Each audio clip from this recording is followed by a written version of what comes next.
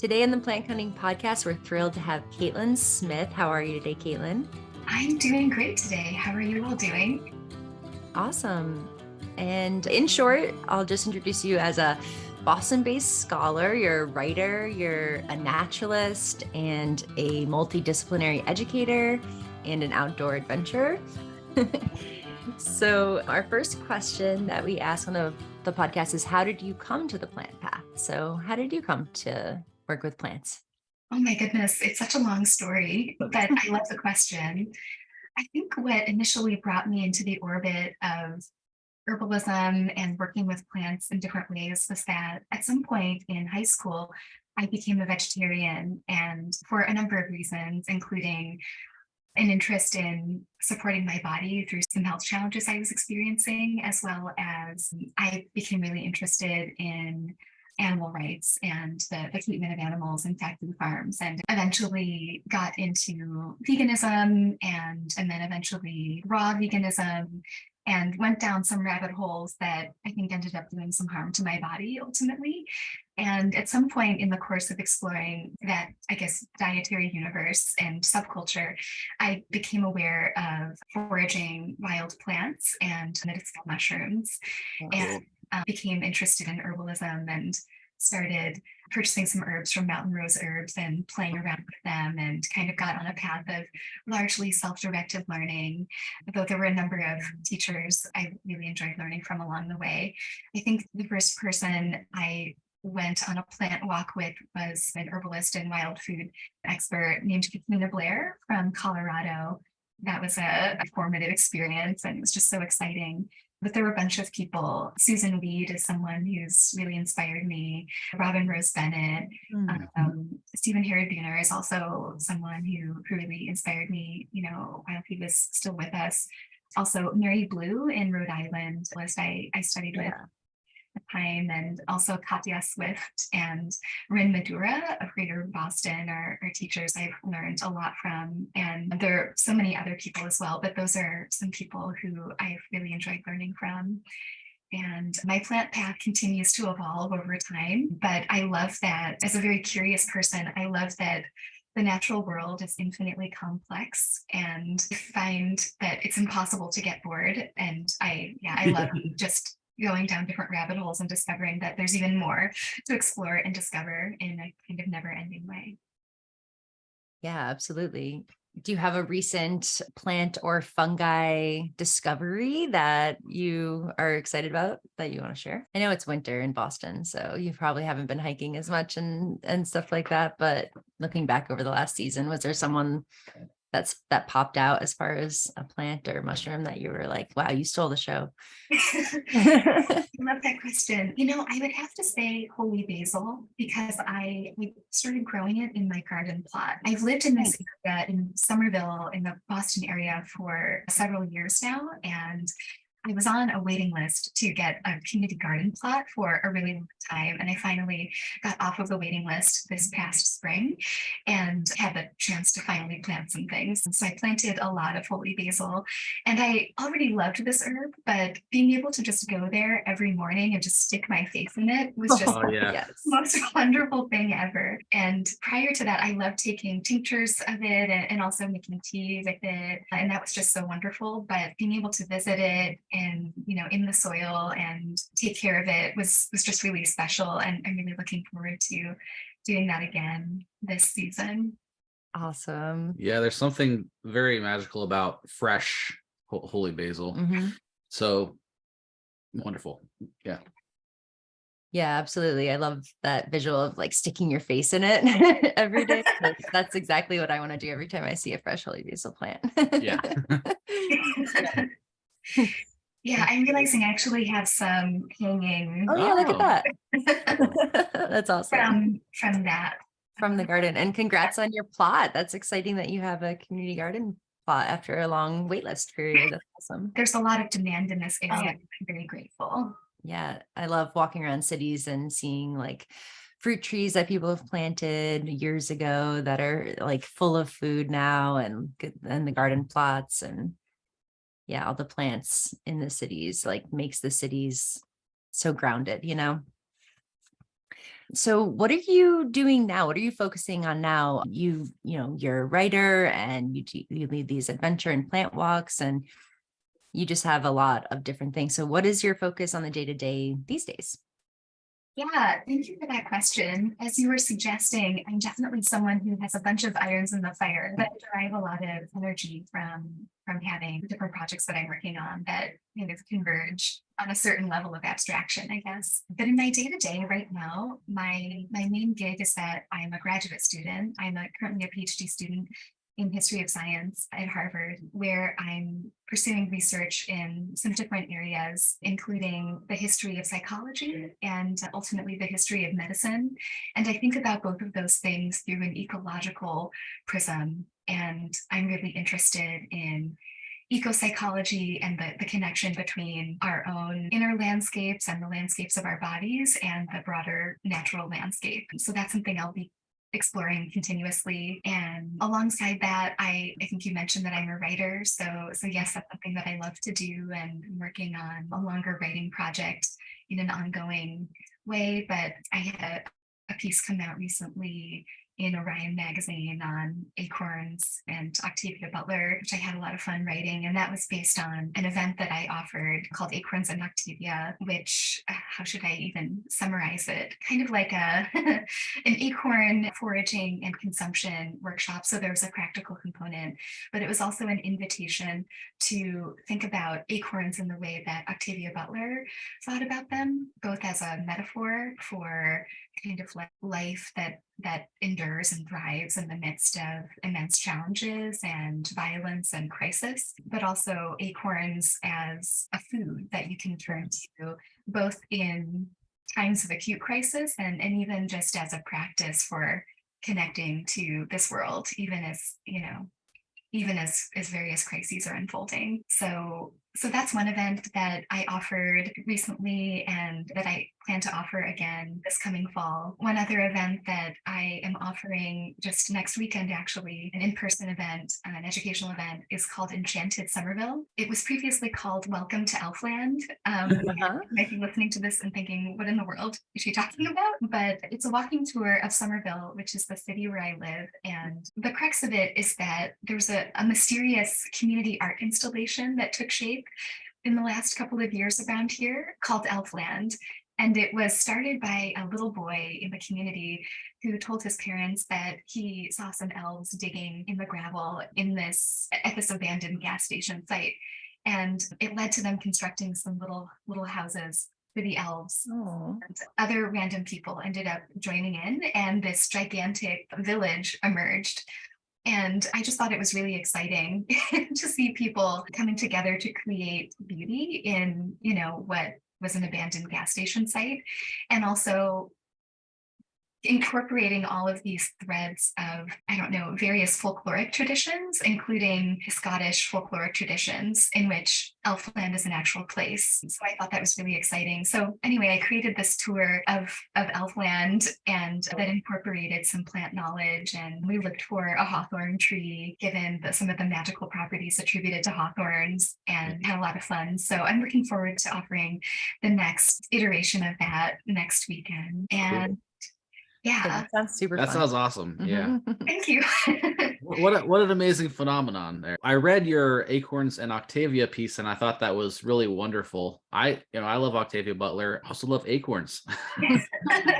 But in there you talked a little bit about how eating wild foods, it changes your body in a certain way, and like you have a different level of knowledge, like a physical kind of knowledge, but also coming from like Harvard, which is, like this bastion of conventional knowledge, it's like smartest people in the world go there, but it's also kind of maybe rigid in certain ways, very on the rational end of things, right, and the dogma to a certain extent, but it's like a lot of theory, right?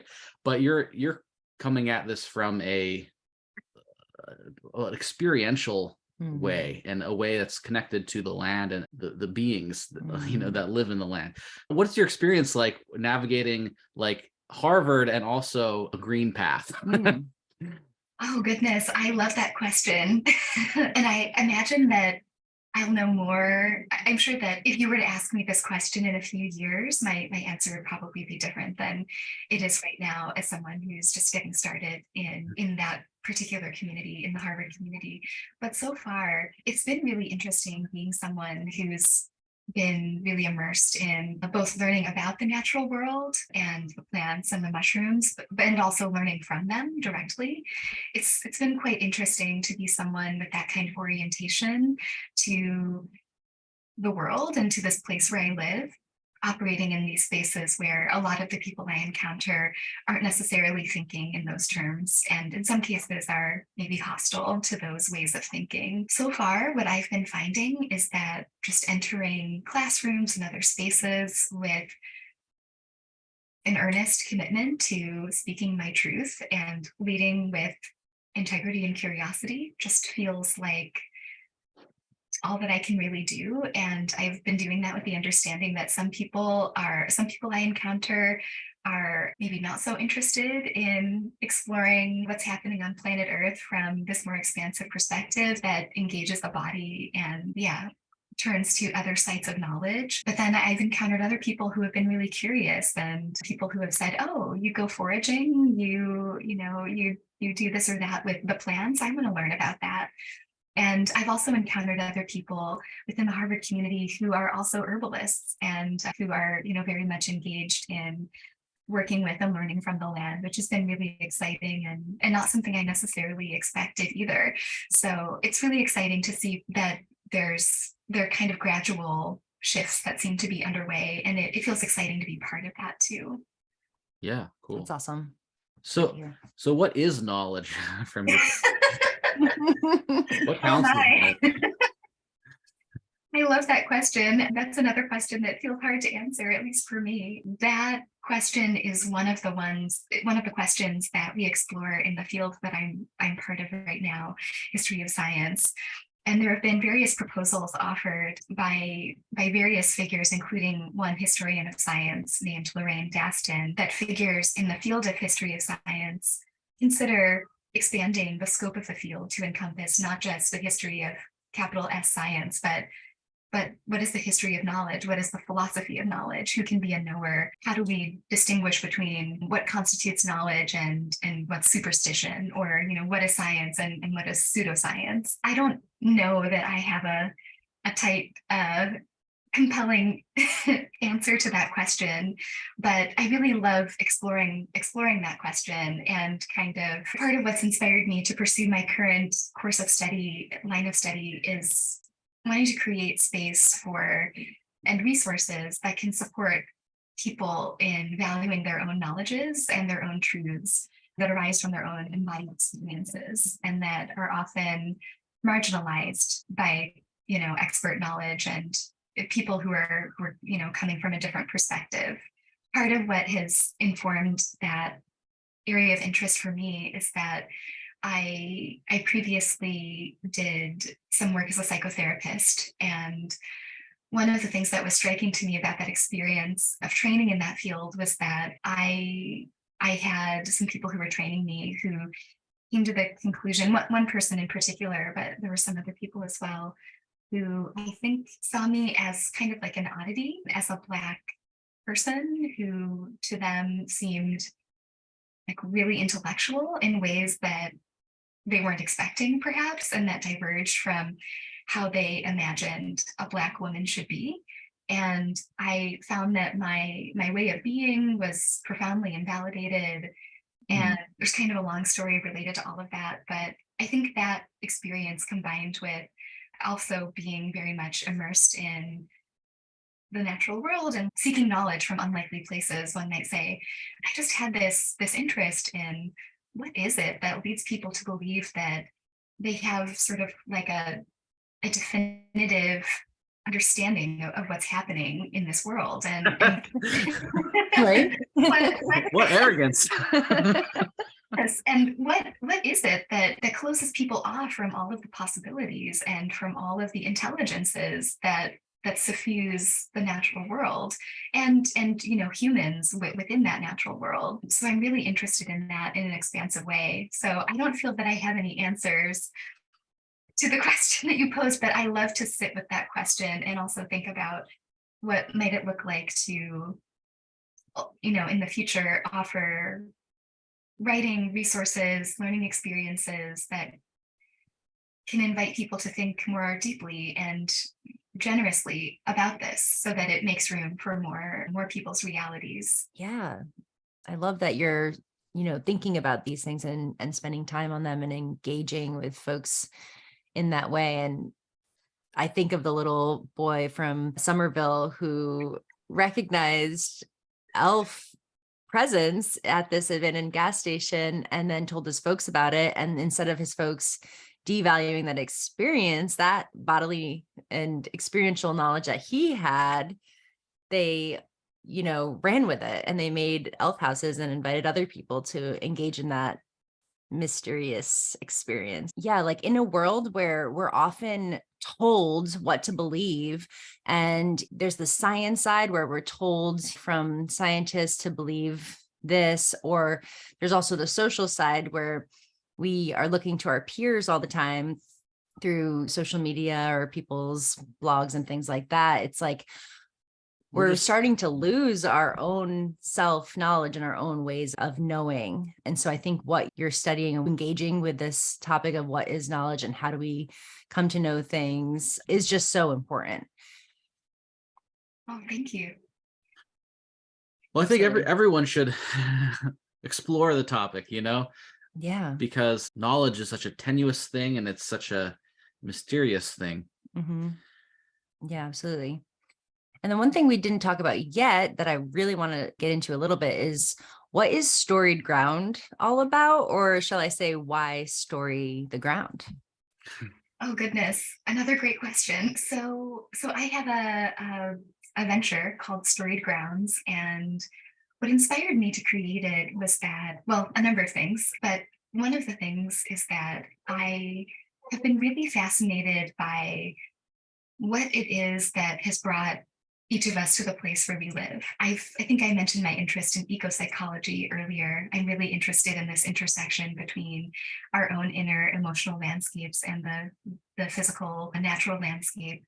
And I found in exploring that realm that a lot of people are doing incredibly powerful nature connection work that takes a lot of different forms and that I've gained a lot from participating in. But something that I found myself reflecting upon that I didn't see reflected as much in that sphere was attention to the reality of human migration and the complicated chain of events that has led each of us to the place where we happen to live. And this is something I think about a lot for a lot of different reasons. One of them is that I'm not from the place where I currently live. I grew up in Ohio, but I currently live in Greater Boston. And I've been thinking about what it means to feel at home in this place where I currently live. And one of the ways that I think I do that is by, venturing out onto the landscape and into the forest. And for me, that's part of the value of engaging in practices like wildcraft, various plants that I encounter and making medicines from them. It allows me to feel more connected to this place. But I've also been thinking about how complicated it is to connect to the place where you live, given all of the violence and complicated historical and contemporary dynamics that inform our relationships to the landscape. So with Storied Grounds, what I've been hoping to do is create spaces in which folks can practice belonging to the place where we live and kind of learning some of the stories of this place and also integrating other stories that we might be bringing with us and also carving out room for reflection about how we arrived here so that we're not just kind of celebrating like in a kind of quasi-colonial way, like, yay, like here we are in this place and let's just not really think about how we got here. So those are some of the threads that informed the formation of Storied Grounds. And I think that there's a lot of power to be found in not just, walking around or, moving around in the landscape and not really thinking about it. I think that I feel much more at home in the place where I live as a result of thinking through, some of the lore and also natural history and social history, cultural history, and the convergence of all of those things. So those are some of the themes that I'm exploring through that project. And right now there are 3, or I guess 4 major components of Storied Grounds. One component is that I am offering the in-person events that I spoke to a little bit earlier. So the Enchanted Somerville event is one of them. The Acorns and Octavia event is one that I'll be offering again in the fall. So I'm looking forward to that. And I'm also doing a community research project through Storied Grounds, and that is connected to a certificate program I'm completing at Mass Audubon here in Massachusetts. And that project is focused on elevating the ecological knowledges of knowledge keepers of color in the Boston area. And the vision there is to capture some of people's plant knowledge and then create a digital resource ultimately that will map onto various biota that occur within the Boston Nature Center in Mattapan, Massachusetts, which is a neighborhood within Boston. So that's one other sub-project within Storied Grounds that I'm working on, and that's called the Storied Grounds Project. And then the other major thing that I'm offering under Storied Grounds right now is a suite of tech products, most of which are called GaiaHub products. But these are digital learning and knowledge organization products that I've really enjoyed creating initially for my own use, but I realized that other people might find them useful as well. And the crux of these products is that they help you organize your learning and plan your activities in the natural world and think deliberately about how you want to approach them. So those are the main offerings that I currently am offering or delivering via Storied Grounds. And if before we get into GaiaHub too, if folks want to check out more about Storied Grounds, do you want to share where they can go? Absolutely. Yeah, thank you for asking. It's storiedgrounds.com, and grounds is plural. Perfect. Awesome. Thank you. And then also just one more question, before we dive into the GaiaHub more. So why do you find it so important to connect and integrate the histories of both people and the place as you're interacting with a landscape? Can you talk more about that? Yeah, that's a great question. I'm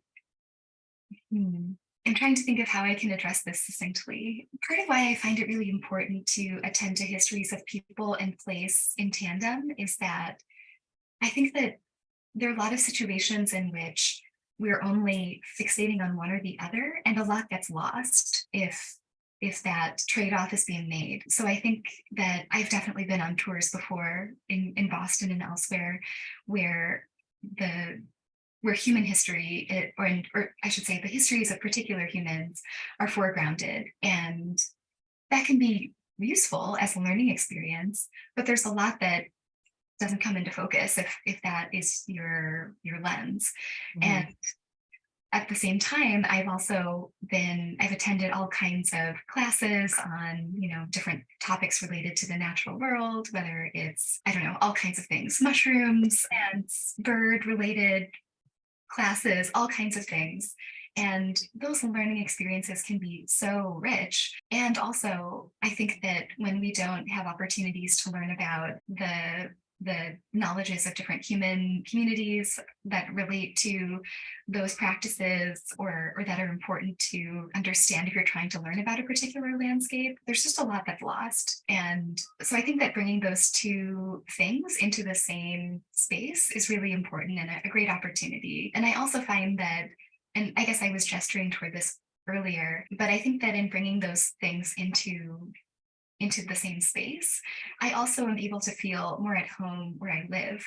And I would say that it's not a feeling of home that feels uncomplicated. It feels immensely complicated.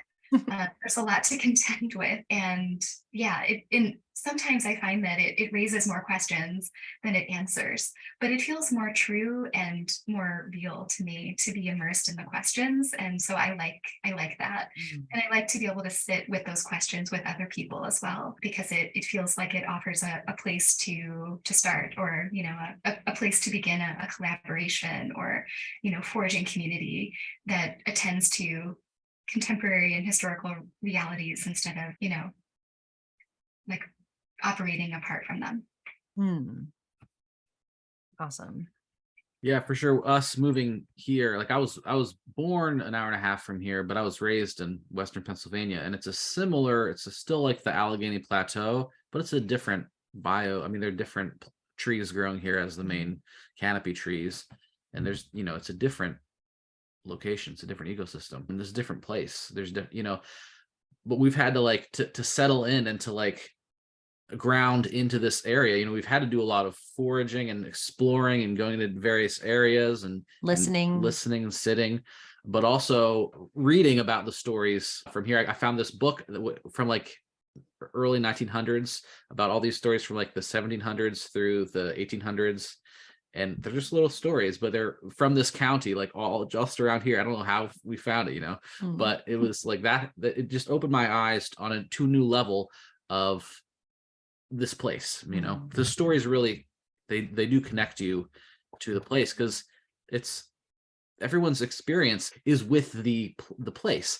And in today's culture, you could just go to any town and there's an Applebee's and a Walmart and so on, but that kind of like masks that every location is different, every land is different. Or you can spend all your time on the internet and not really connecting and grounding a place. So yeah, it's another type of mask.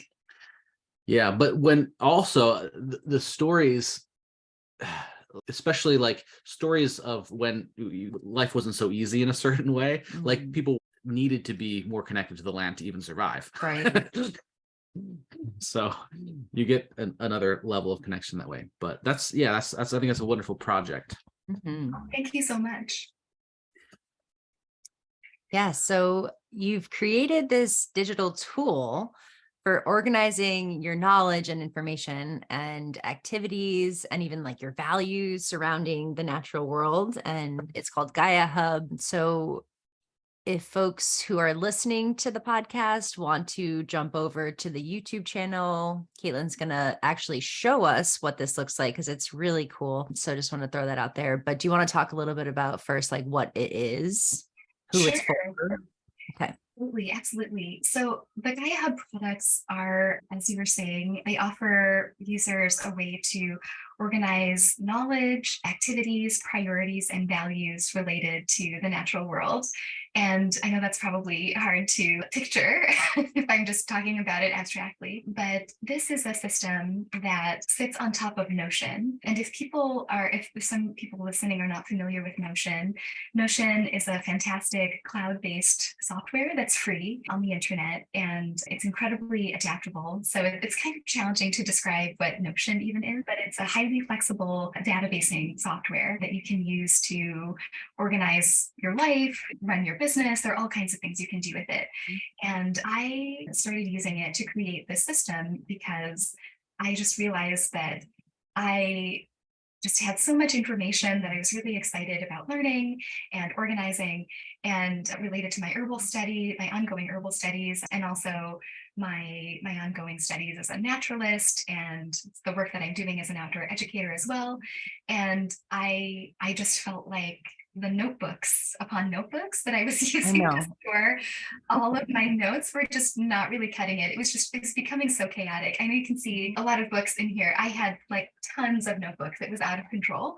So I just realized that I wanted to have some sort of way to have a note over here about, I don't know, holy basil, like we were talking about earlier, that allows me to capture, its energetics and, important details surrounding its herbal actions. And then have another, I also want to be able to see, what are the soils in which it grows? What are some of the stories surrounding its significance in different cultural contexts? Also, how do I process it? Am I processing it right now? What is the workflow for, making medicine from this? Yeah. And I was just realizing there were all of these different things that were sort of happening in parallel. And it's really hard to represent that in a single notebook. Yeah. And so the amazing thing about Notion is that it's a relational database. So you can have, holy basil, for example, and various pieces of information related to kind of living in various places. And then you can reorganize that data to sort of surface different insights in different, like as you have different needs. So I'm thinking it will probably be easiest for me to just sort of show it. Yeah, totally. As you're getting it set up and sharing screen, how did you find out about Notion? Oh goodness, I'm not sure how I initially found out about it, but I'm definitely a nerd. I'm definitely a nerd. I'm with I'm, you. yeah, I'm a plant nerd, and I'm also a computer nerd a little bit. So Yep. I think I stumbled upon it in the context of, I don't know, exploring different online tools for organizing my life and my studies. Yeah, and I had the opportunity to take a really deep dive into Notion with a woman named Marie Poulin, known as the Notion Queen, and took the Notion Mastery course, and that was incredible. That was very helpful. Let's see here. Yeah, definitely. I recommend Marie Poulin for folks who are just getting into Notion. She has a bunch of free YouTube videos as well explaining it, but Notion Mastery is awesome. Yeah, she keeps on trying to get me to do this Notion stuff. She's been obsessed with Notion here for a while. Notion. And I'm a little bit of a stubborn. I like get mad when I'm trying to use anything other than Notion, and I do the slash and it's like I can't insert an image. I'm like, it drives me nuts. It's like Notion has ruined me for every other software. I am with you completely. I do the same thing. I'll just be typing in Word or else, and it's just like, wait a second, why is the menu not showing up? Yeah. Oh my goodness. I'm so glad I'm not the only one. No, not at all. And I'm so glad you found Notion and that you are, using it to help us herbalists and naturalists to organize our life. Are you able to see my screen? Yep, we see it. Okay, great. I hope that my screen is quite big. So I hope that it doesn't look distorted. No. Where you're sitting. Okay, so this is what the GaiaHub Herbalist Edition looks like. I think I mentioned briefly that there are a few different versions of the product. So I'll just quickly explain that. So I think I mentioned briefly that I'm of course really passionate about herbalism, but I'm also passionate about gathering wild foods and also passionate about my ongoing lifelong naturalist studies and also teaching in the outdoors. So when I initially created this product, all of the features were collapsed into a single interface. And I realized as I was chatting with people about the product, that it might be helpful to sort of tease them apart so that there's not too much information in one place. So what we're looking at right now is the herbalist product. But for anyone who's interested in any of those other activities or those other features, there are other product options, including an all-in-one product. But we'll just go through the herbalist one here. Yeah, so you have one for herbalists, one for naturalists. And is there a third? Yeah, there's one that's focused on wild food, and then there's a kind of like an outdoor educator product that has fewer features, and that's actually included. The outdoor educator features are included in this herbalist product. Yeah, but for someone who is only interested in that, they could explore that one. Cool. Okay, so here we have the herbalist product. So it includes all of these different databases. So there's the materia medica. This is an area for planning your work in the field, any wild crafting. There's also an area for planning out and capturing information related to any clinical work that you might be doing as an herbalist.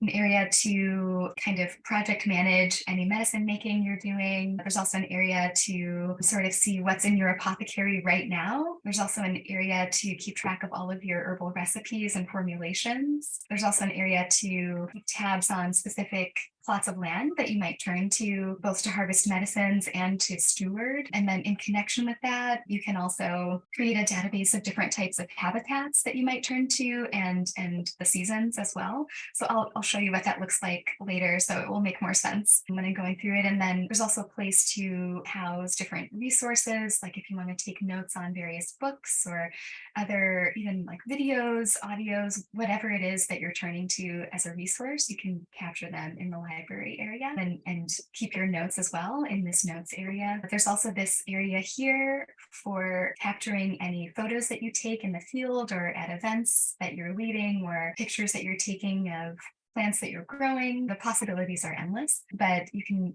put pictures here and then connect them to other information that you're storing elsewhere. And there's also a place to capture stories, as I was saying before, related to different groups of people, perhaps your own lineage, perhaps, the people at the place where you live. There are a lot of possibilities there. And then there's also this people database for people you may be learning with, collaborating with, and also organizations. And then at the bottom here, there are also these two bonus portals. One is for you if you're currently on a learning journey, maybe if you're taking some sort of herbal course or in school in some way, you can capture your assignments and things you need to do. And then finally, if you are someone who's leading others, teaching others, you can capture information related to that here. So I'll go back up to the top and sort of go through each of these. I also am just looking at the time and also want to ask you all if there are particular features that you would like me to underscore, just because I want to make sure I don't talk for too long if that's too much time. Yeah, I think the tracking, like from an herbalist perspective, the tracking your recipes and materia medica is this is so helpful for that. Okay. And also the clinical side, because a lot of folks, I feel like, need support in how to keep track of clients. And also I love all of your images, all of the drawings that you have chosen for folks who are just listening. They're beautiful line drawings that invoke exactly what they should for each category. So like for the community side, there's a bee. Thank you. So great job on that. But yeah, I think the materia medica, the clinical side, and the recipe area would be really awesome to focus on. Gotcha. Okay, thank you. Let's see here. So I'll pop into the materia medica area. So this system comes preloaded with, I think, about 200. I can look and see the exact number. Oh, it's 92 medicinal plants. This particular product has 92 medicinal plants and fungi in it. And so you can delete all of them if you want to. You can change the pictures. You can add as many as you want. It's completely up to you, but I thought I would share some to get people started and make it clear how to use the system. So here I have all of these plants and fungi organized alphabetically. I also have this seaweed here. So I guess that's not technically a plant, but this just gives people a sense of what's possible. Here I have just a common name for each one, the Latin name, and then the family that it belongs to. So I'll click on calendula here just to sort of show you what it looks like. So this is what the individual record looks like. The top is the taxonomic data. You can assign it to a particular kingdom.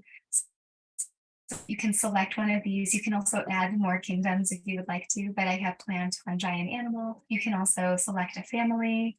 You click in here. I have a lot of different families preloaded that correspond to the biota that are in the system already. And then you can create records for different kinds of biota. And then in the taxon field, you can also select species, genus, group.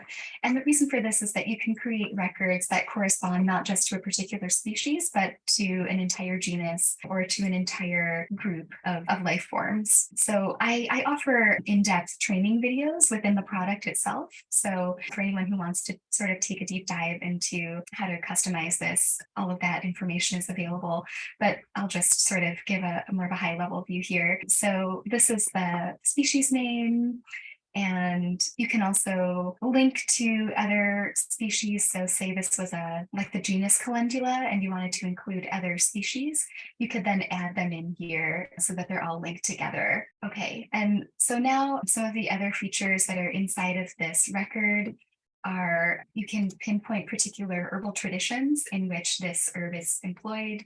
So I have Ayurveda, traditional Chinese medicine, Western herbalism, African American folk medicine, and indigenous knowledges. And these can be adjusted completely to align with the traditions that you work with or ones that you're learning about. These are just meant to kind of give you a place to start. So cool. And you can also indicate the particular parts used here. And then here is kind of a database with all of the different medicinal actions that might pertain to the plant in question. So you can click in here and select Wow. select the ones that are relevant, and of course add and delete as you see fit, and add and delete according to the tradition and method in which you're working. You can also pinpoint particular affinities, so affinities with different systems of the body. So here I have the lymphatic system, but there are all of these different options, and again you can add and delete. So I have cardiovascular, circulatory, nervous system, respiratory system, urinary. I also have an energetics field, so here I have warm, dry, and tonifying, and then again can choose the ones that you want, add and delete, and also the taste of the herb in question. Mm. And there's also a field here where you can pinpoint notable plant constituents. So I think this is useful if you are working with a client or a family member, or even just yourself, if you have or you have someone who can't have a particular constituent, maybe they're allergic to it or something else, and you want to be able to quickly search your materia medica to figure out what are the plants that you could include in a formulation that you're making for someone. This is a tool that you could use to quickly arrive at that answer. Then there's also a place to elaborate on particular medicinal uses. I've evacuated the notes that I have on each of these plants from this system just because it's a test, and I also didn't want to be in a situation where I was sharing, information that I've learned from people's like online courses and other like books for people who are accessing my products. So I took all of that out of here. But the idea is that you can deposit that information here and then have it all in one place for your reference. And so here I have, those medicinal uses, different clinical pearls, like exemplary uses of the plant or fungus or seaweed, and also any cautionary information related to the plant that you want to keep in mind. And I also have a field for capturing vibrational properties of the plant, if that is something that you work with or attend to in your work. And then there's also this field here, which is focused on formulation pairings. So are there particular plants that work really well with this one? If there are, you can, oh goodness, I just clicked into it by accident. If there are, you can add those in and have them top of mind as you're working with them. And so I just accidentally clicked on fennel, which is one of the plants that goes well with it. So I'll just go back into calendula. So let's see here. And then I also have the field activities section here. So here you can pinpoint particular harvestable parts. Cool. Yeah. And also, if there are any notes that you want to include related to how to identify this plant in the field, you can include that. Also notes about wildcrafting, notes about cultivation if you're growing it. Mhm. And then you can also include information here related to preparing this plant. Really helpful. So then every time I want to make a calendula tincture, I can look back and be like, okay, how did I do that last time?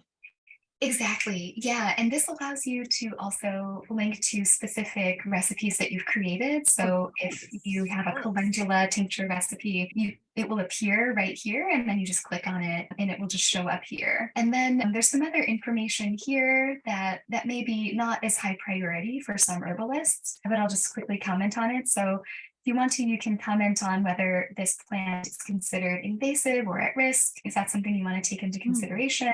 You can also, if this plant occurs in a particular range, like an ecological range, you can note that. And also if it occurs in particular habitats, you can link that here if that information is useful to you in the work that you do. And you can also note different stories, different traditions to which this plant might be connected that you want to learn more about or share as an educator. And then there are also some fields down here that you can use to pinpoint dates during which this plant can be wildcrafted. And the system is set up so that if you say that in the case of calendula, you wanted to say midsummer, summer, the dates auto-populate. So you can tell the system sort of like general dates during which, summer is happening where you live.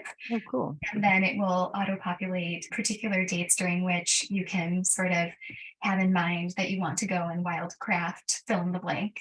plant. And then down here, this in the location section, this allows you to pinpoint particular trips that you took when you might have wildcrafted a particular plant. So I'll just choose one of these randomly.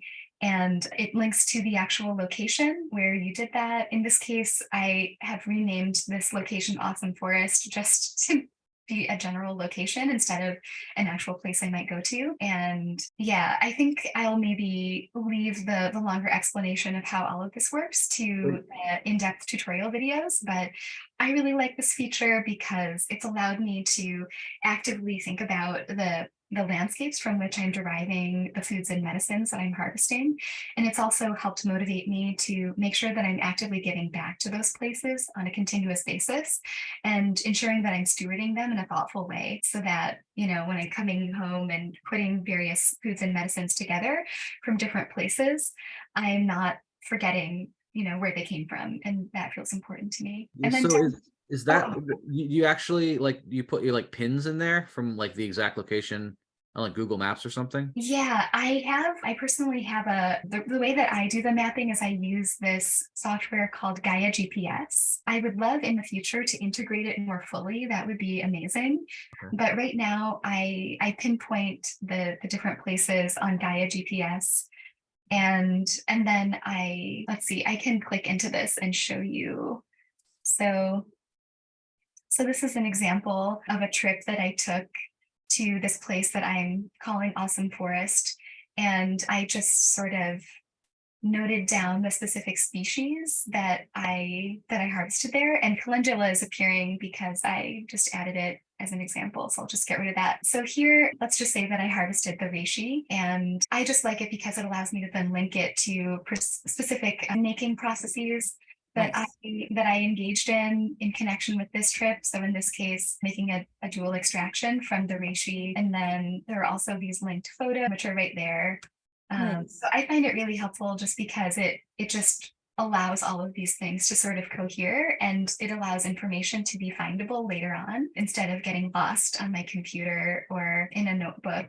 100%. Yeah, it's so important, especially for when you go out foraging to a place that you don't go that often, to know where it is and when Yeah. it's so easy to forget the exact weeks that Mhm. that a particular mushroom is ripe, And then it's gone. and then it's gone. Yeah.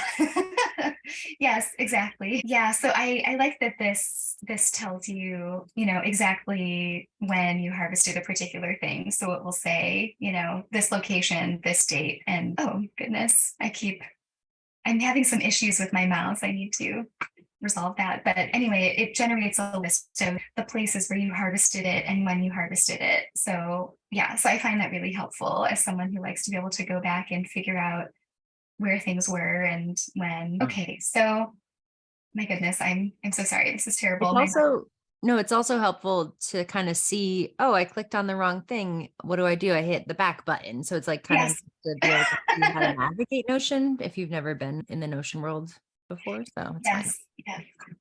One other thing I should quickly mention about the materia medica section is that right now we're viewing all of the different species that are in the demo system and that come with it if you get the product. But you can also create different views for yourself so that you only see certain herbs. So for example, if you only want to see the warming bitters, you can create a view that just shows the warming bitters that are part of the system, which for right now is just calendula. And let's see, you can create other views if you want to. So let's see here. So you just click add view. Oh goodness, this looks a little bit crazy. Filter actions.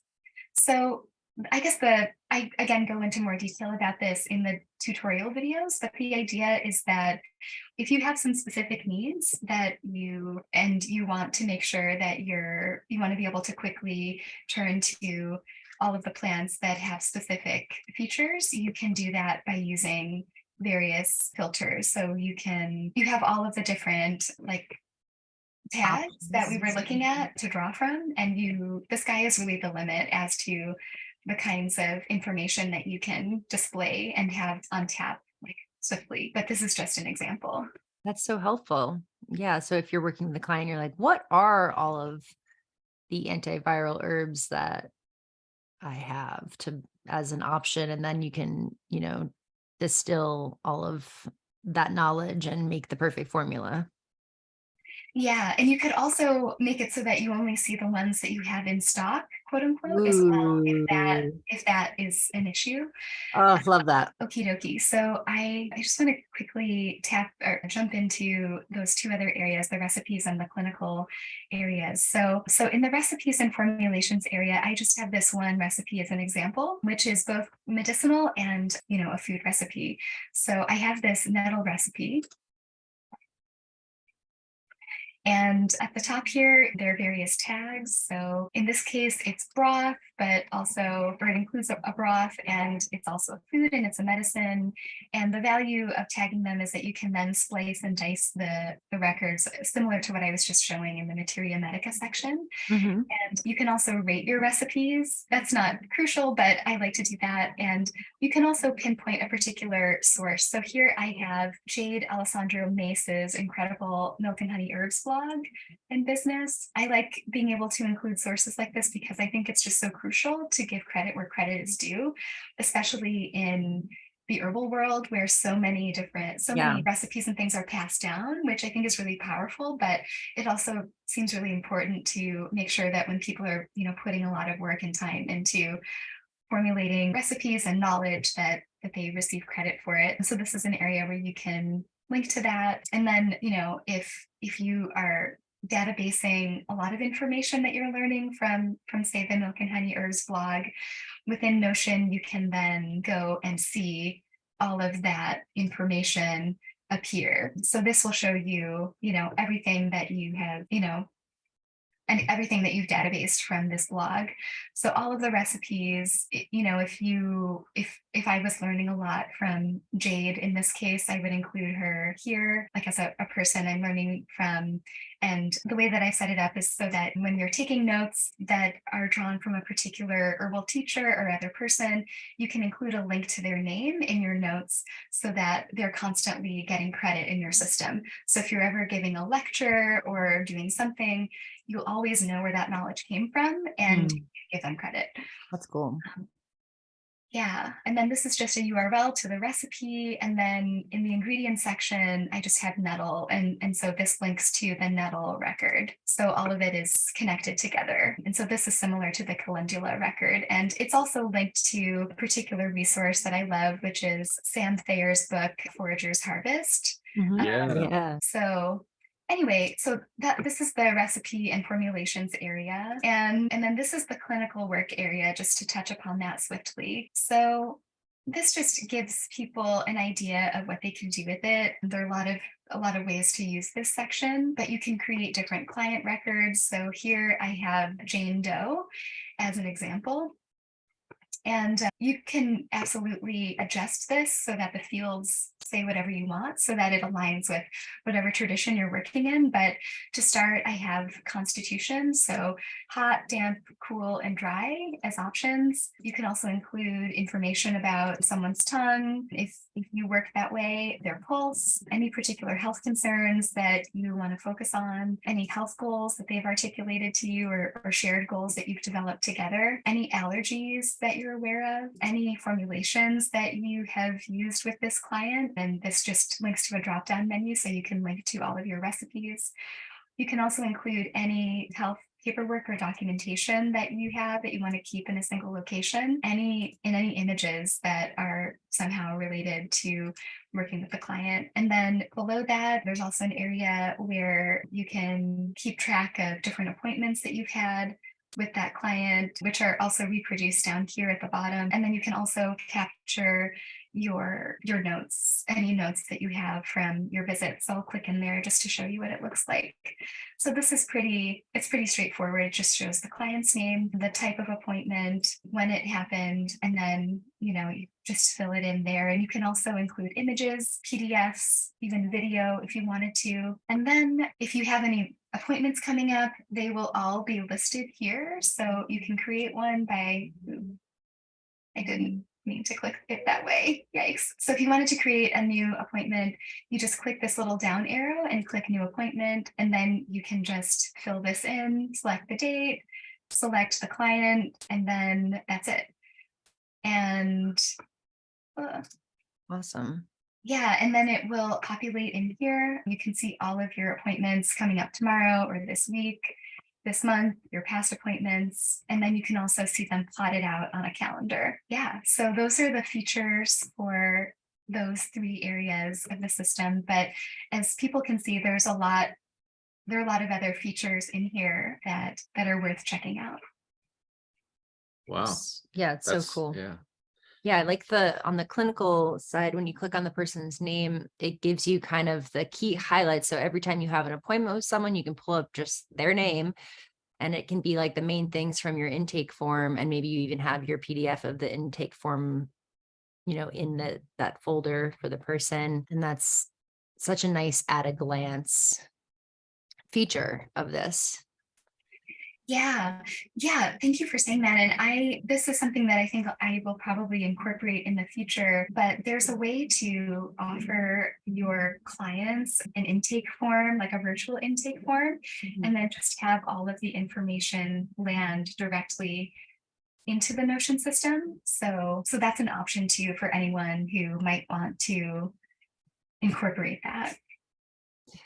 And I'm curious just about the confidentiality and like security of this. Would you say that this is like a secure place to upload clients' information, or do you think that you would use like a nickname for each client and have like a key somewhere where it's like this client is this nickname, or what do you think about that?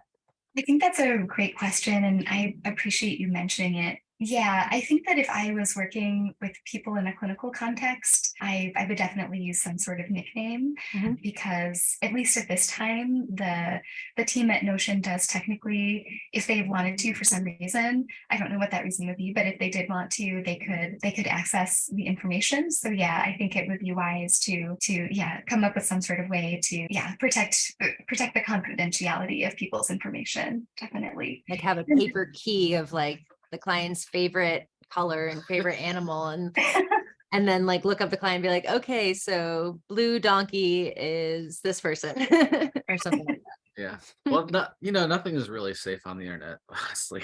That's a good point.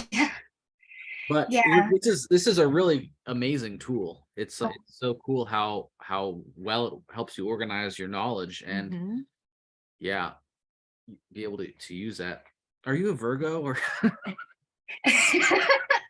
this is so Virgo? It's like really well organized. Yeah. Virgo rising. So Capricorn sun. Okay, yeah. Perfect So, for this. Yeah. That makes so much sense. I'm a Capricorn sun too. So I love this. Yay. I love it so much. Do we have time to check out the learner section too, actually? Because I feel like sure. that's one of the things that I was so excited about learning this, because like you said, we all have a million binders and we've taken different courses. Not and all of us have a million binders. some of us just have scraps just of paper. Capricorns have a million binders. Okay, got it. But this is a way to like take all of the different classes you've taken and notes from this and that and put it in a place where you can actually search it and not just flip through page after page until you find the exact page of notes you're looking for. Yeah, definitely. Let's see. So I'll click in there. So this section is just showing a few of the courses I've taken just as examples.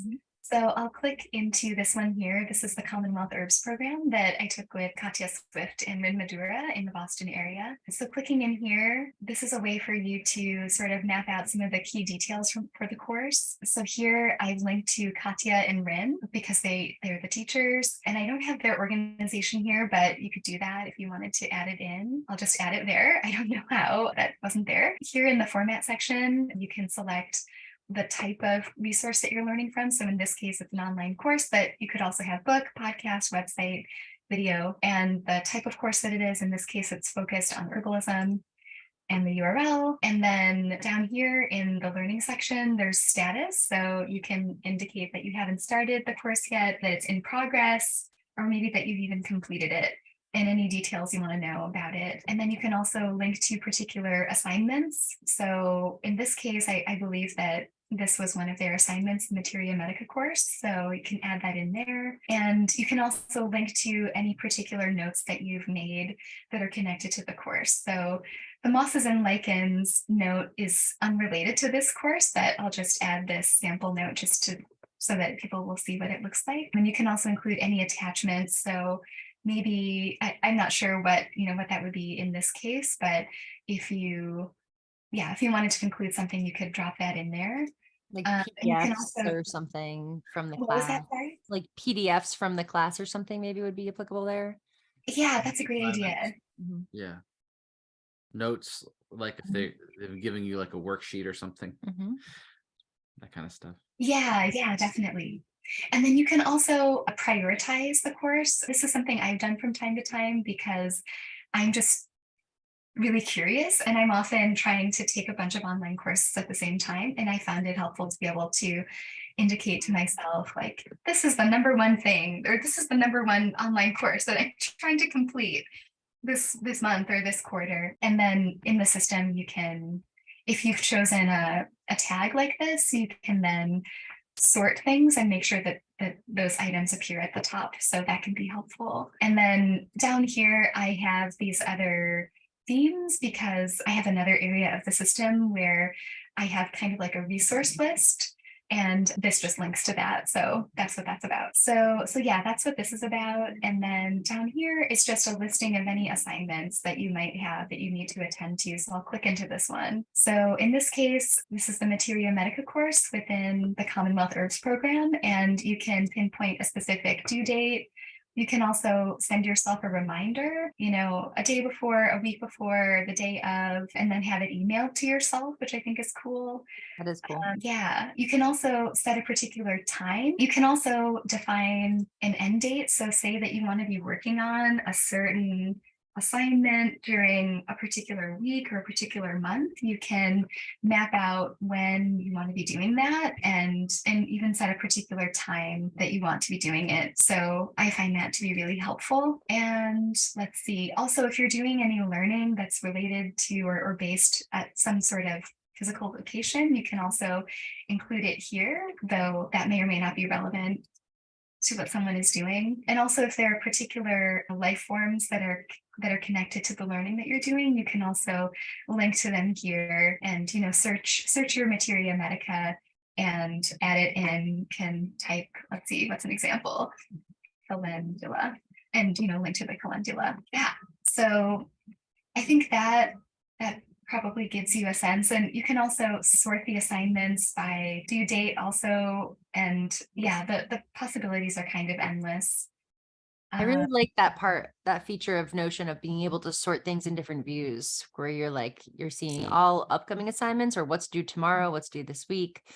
And you can, focus better when you're just seeing the view that you want to see. Definitely. Yeah, I cannot agree more. I also just wanted to quickly show this library because I thought it might help to illustrate what was happening with the notes. So you can organize any herbal texts or other texts that are important to you that you've learned from. So I'll just click into Sage's book, Evolutionary Herbalism, as an example. So if you take notes on a particular book, they will populate here, like as a list of notes on different topics. And you can also just put them in the bottom here. That's also an option. One thing I've also done when I've needed to convert my handwritten notes into typed notes is I've literally taken a picture of my written notes and then literally deposited the PDF down here so that I can transcribe it later. And you can easily, what was that? That's a great idea. Oh, thank you. Yeah, one nice thing about Notion is that you can just put a slash in, and then I think if you just type PDF, you can then click to embed PDF. So it's really, really easy to do that. And it just makes it really easy to find things later. So it's not like spread across a bunch of different notebooks. Yeah, that's awesome. Yeah, I love that slash feature so much. Yeah, me too. And I guess since I kind of want to do one more. So how about the apothecary area? What's that all about? Okay. Let's see here. So right now I have just some examples here. The purpose of this area is just to make it easy for you to see which medicines you have in your apothecary right now, as well as ones that you've had in the past. And I find it helpful because in my apothecary area, I have jars upon jars upon jars. And sometimes I want to just figure out swiftly what is actually in there without having to, take things out because I have a small space. So I like being able to figure that out. So I'll click into nettles, the stinging nettles, just to show it as an example. So here it is telling me where these nettles came from. So in this case, I harvested them from this place I'm referring to as the Awesome Forest. It has a different name that's a real name, but I'm just calling it that in the demo system. Also, there's this area that you can use to designate if the nettles came from somewhere else. So maybe you purchase them from a local grower or Mountain Rose Herbs or something like that. You could deposit that information in here, and then you can pinpoint, which, oh my goodness. Then you can pinpoint like whether there's a particular plant that's in there, and so you can connect them. You can also pinpoint the amount if that's helpful to you. And this information on processing is related to the process through which you produced this item. So there's more on this in the medicine making section, where maybe you harvested the nettles and you need to dehydrate them, and you're going to be doing this during a particular period of time. That's an area where you can sort of map all of this out.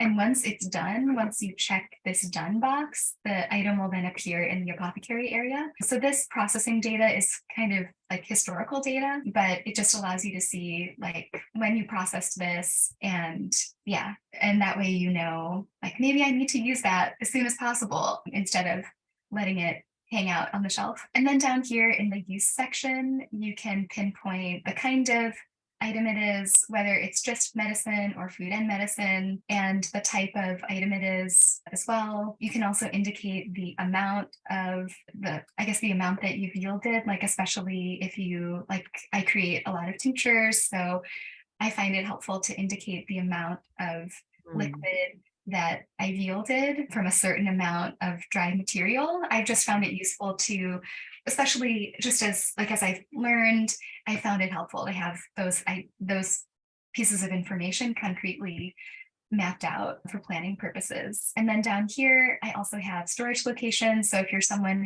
who has a bunch of different places where you're storing stuff, you can indicate that so that it's easy to find it. And then the date you stored it, I think, can be useful as well. And if there's a particular expiration date that you want to keep in mind, you can put that in here.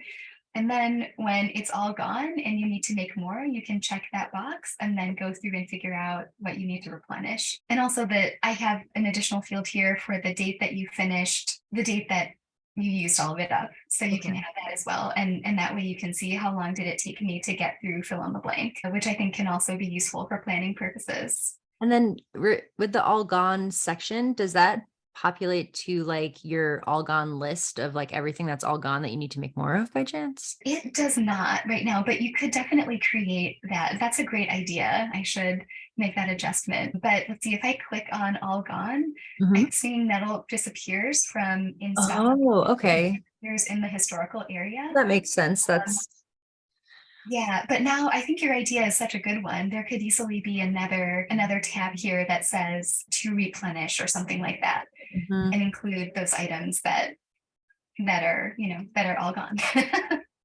Wow. In the restaurant business, we would call it the 86th list. It's 86th. Oh, okay. But yeah, but for it would be like out of stock or out of stock. Yeah. Oh, that's a great idea. Yeah. Cool.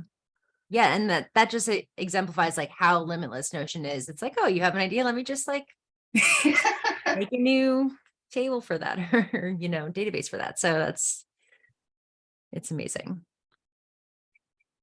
Yes. Awesome. This is a cool tour. Yeah, thanks for showing us around GaiaHub. This is really awesome, and I'm so thrilled to be using it myself. And this This apothecary section particularly reminds me of how important it is to track these processes, especially if you're trying to do GMP or good manufacturing practice procedures as an herbalist or, product maker. And it just makes it so easy to have everything in one place and easy to sort and find and keep track of, because that's something that a lot of us herbalists are not excellent at. Yeah, and I think I appreciate you saying all of that. And I also just think that, just to give people some grace, that it's really hard. I just think about the fact that, I don't know, herbalism is such a complex endeavor, So I'm grateful that Notion is so flexible and is so useful for connecting all of these threads together. Yeah, for sure. Thank you again for that tour. No problem. So if folks want to learn more about GaiaHub or purchase it, where do you recommend that they go? Yeah, the best place to go is to storiedgrounds.com/herbalist. Okay, sweet. Cool. Awesome. Yeah, this has been such an awesome conversation, Kaitlin, and I'm really thrilled to just know you and your work and benefit from, this amazing system that you've created for us herbalists and naturalists folks. So I'm just so excited to dive into it more and keep, adding my own experiences and learning and the things that I'm making and all of that. So thank you so much. Oh, thank you. Thank you so much for your kind words. And it's been such a pleasure to talk with both of you, and so exciting to hear about how you envision it being useful in your work as herbalists. Yeah, thank you. So thanks again for being on the show, Kaitlin, and enjoy the rest of your day. Oh, thank you. You too. Bye.